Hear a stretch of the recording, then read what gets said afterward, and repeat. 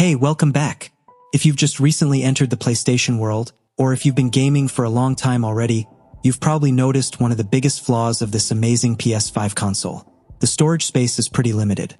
This is especially true for the new slim digital version with 825GB, and not all of that is actually usable because part of it is taken up by the system. As a result, you might not be able to install all the games you own, especially next-gen titles. Just 4 or 5 AAA games installed, and your storage is basically full. Just to give you a few examples, Gran Turismo 7 requires about 140GB, while Call of Duty, with some extra packs, can go up to 255GB. And with future next-gen games, the size will probably keep increasing. So you can understand how frustrating it is not to always have all your favorite titles ready to play, and being forced to choose which games to keep on the console. And honestly, that really didn't sit well with me. That's why today I want to show you how I solved this problem, and most importantly, what you absolutely need to pay attention to if you decide to do the same. So, the best solution available today is to expand the storage by simply buying an SSD and installing it in the internal slot of your PS5. It's a very easy operation with a fairly reasonable cost. You just need to be careful about which model you buy. Now I'll show you how it works, what features you must look for, and how to install it in your console. First of all, this is not a sponsored video. Nobody is paying me to say any of this. It's a solution I personally use, and I'm happy to share it with you in the hope that it can be useful to you too. If it is, leave a like on the video, and if you want, subscribe to the channel. It really means a lot to me. As you can see, the expandable storage is simply this small SSD that goes inside the PS5. I'll show you all the details in a moment, don't worry. I bought the 2TB version, which, combined with the internal PlayStation memory, brings the total space to about 3TB. There are different sizes available and of course different prices too. 1, 2 or 4TB, so choose the one that works best for you. Personally, I think adding 2TB is a very balanced choice. It allowed me to install all my favorite games, keep them updated, and still have free space left. I also recently activated a PlayStation Plus Essential subscription, which gives you access to a large catalog of included games. I'm thinking about making a dedicated video to explain all the subscriptions and how they work. I think it could be really interesting and useful. If you have questions, write them in the comments. Having more space means I can download and try all the games I want, and also install future releases without constantly deleting and reinstalling titles. I have to say, this purchase really changed my PlayStation experience. It's an accessory I truly recommend if you can afford it, because it gives you peace of mind and lets you fully enjoy this world. If you're wondering whether it changes anything compared to the original memory, maybe you're afraid games could be slower or the console might behave differently, you can relax. In my tests and daily use, I haven't noticed any difference in loading times compared to the internal PS5 SSD.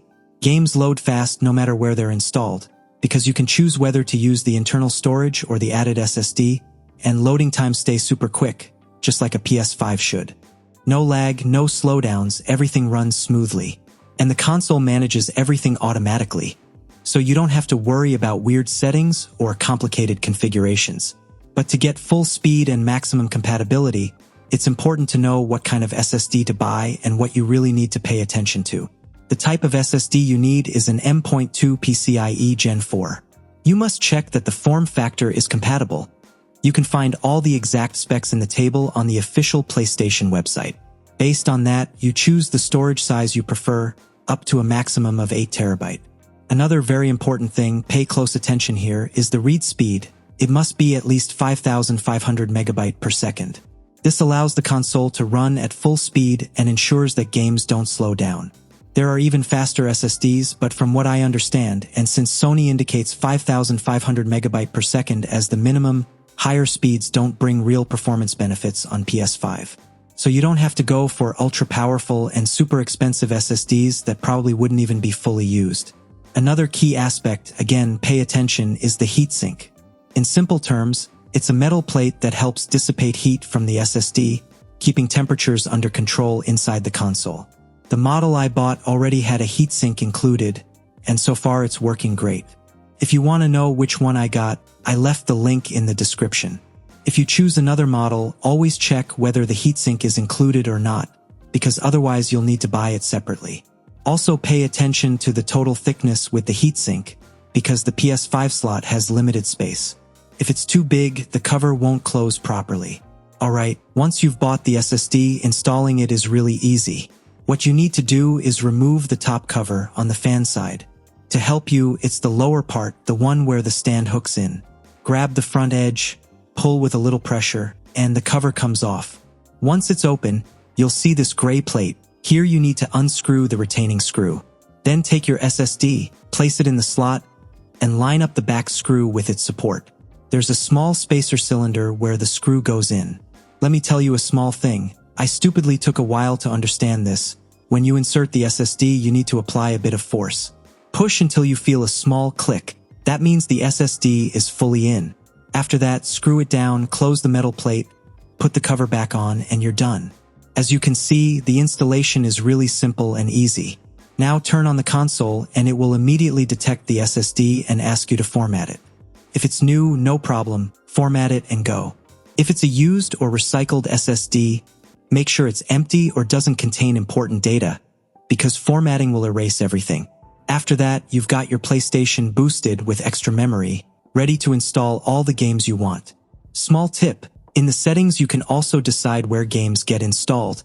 Like I mentioned before, the console separates PS5 and PS4 games. Go to Storage, Installation Location and choose where you want them saved. Another very useful thing is that you can move games from one storage to another, for example from internal memory to the SSD or vice versa. Just select the game and choose Move. As you can see, transfer speeds are great and loading times are super fast. So at this point, I think I've explained everything and shown you the main points. Let me know what you think about this upgrade. I personally think it's fantastic because it lets you enjoy this console to the fullest. If you have questions or want to see more interesting videos about the PlayStation world, remember to follow me and leave a like on this video. See you in the next one.